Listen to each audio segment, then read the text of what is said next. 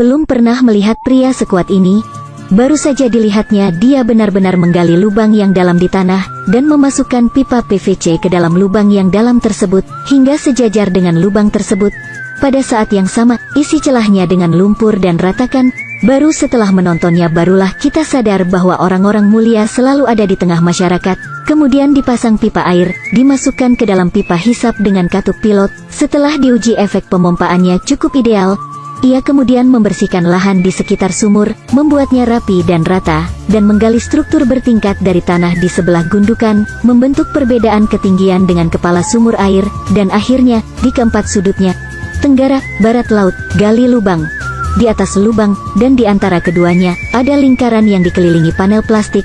Untuk menggabungkannya menjadi satu, gunakan backcasting untuk menuangkan semen. Melihat ini, bisakah kamu menebak apa yang sedang dilakukan pria itu? Lalu dia mengisi 4 lubang dengan semen. Tuang tumpukan semen jauh ke dalam tanah, dan pada saat yang sama, kawat baja dikubur di dalamnya, sehingga meningkatkan kekuatan struktural.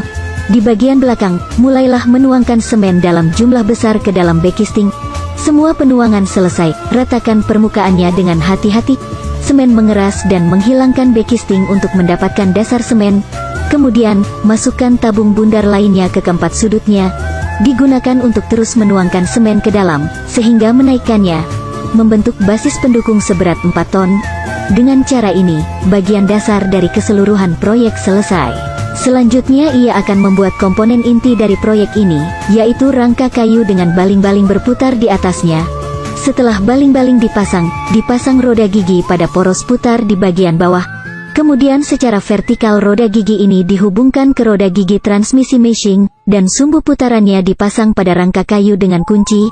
Dan setelah mengoleskan lapisan cat ke seluruh rangka kayu, bisa dimasukkan ke dalam tumpukan semen yang belum dikeringkan.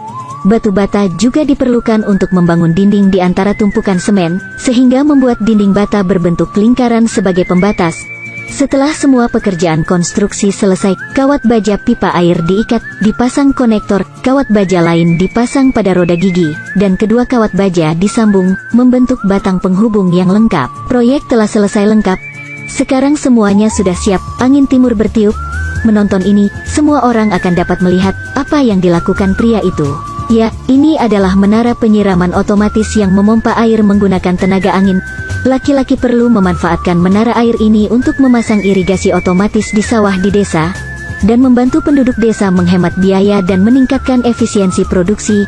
Setelah penduduk desa melihat menara air beroperasi dengan stabil, mereka menanam padi dengan lebih nyaman.